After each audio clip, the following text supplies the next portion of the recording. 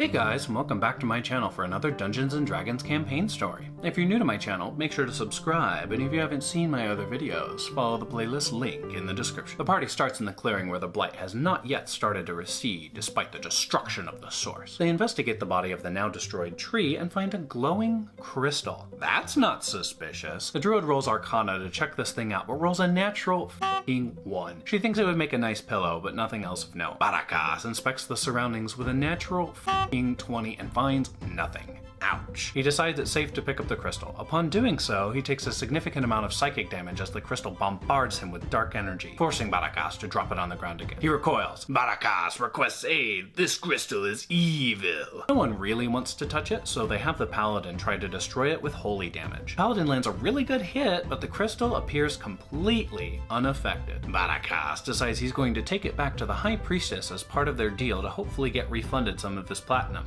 He adds, Barakas also needs a change of undergarments. What? You don't carry spares? Yeesh. Barakas ties the crystal to a rope and drags it along behind him while the party heads towards the general mountain area. While the players are still walking to the mountain, Barakas and the ranger suddenly get this mischievous look in their eyes and decide they're gonna name the crystal Blight. Barakas suddenly says, "We're gonna humiliate this crystal." And so he dresses it in commoner's clothes to humiliate it like the common crystal it is, and draws a face on the commoner's clothes. This is basically what he and the ranger drew simultaneously and separately to represent the face they intended to put on the clothes. It was fate. The druid looks on and comments dryly, "When we hand this over to the priestess, she's going to be very confused." Barakas asks the DM if the crystal leaves a trail, but gets distracted by other happenings and does not roll perception as he drags the crystal through the forest area. His behavior has a noticeable shift, however, and he suddenly acts similarly to Smeeker. They rest for the night and the party talks a little about their respective backstories.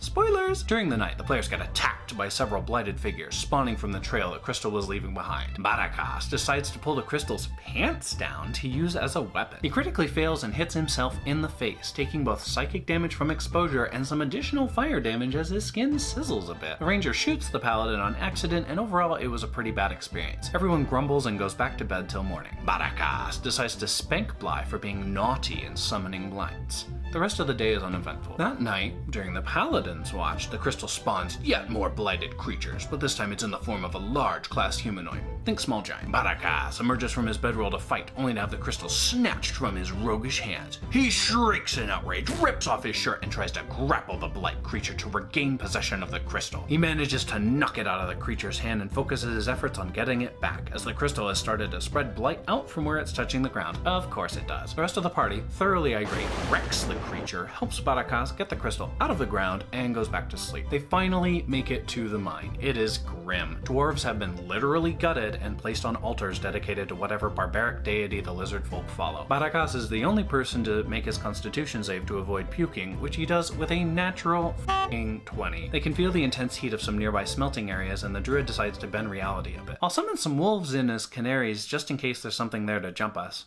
Oh, I don't think this game has canaries. Barakas chimes in. Barakas thinks they're hiding in their canary closet. The paladin, confused, asks, "What's a canary?" Back to the mine. Our ranger uses minor illusion to simulate the noise of a cave-in, which attracts the attention of many hostile lizard folk. Thinking quickly, the druid heavily damages them with a well-placed lightning breath, and the rest of the players finish him off. Suddenly, the druid decides we should set a magma trap for the set of stairs leading further into the mines. She has Barakas and the paladin grab a magma crucible and cart some absurdly hot molten rock over to the stairs. The ranger is talking excitedly about using her riding saddle to get a lizardfolk mount.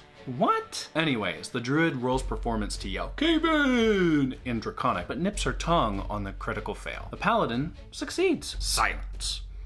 Barakas and the druid decide to chuck the crucible down the stairs for fun. When the magma cools, the players head down the stairs. The acrid smell of burning flesh reaches their nostrils, and they see a group of partially burned, partially crushed dwarf prisoners that are now very dead. Oops. They solve the question of whether or not they were still dwarves in the mine, but are the players murderers or guilty of manslaughter? Let me know in the comments below. Tune in next week to check out the aftermath of this action, as well as the party's continued dealings with the blighted crystal. Thank you guys so much for watching. If you enjoyed this video, please give it a big thumbs up. If you haven't already, make sure to hit that subscribe button and ring the little bell so you get notified when I post. I'll see you guys next time.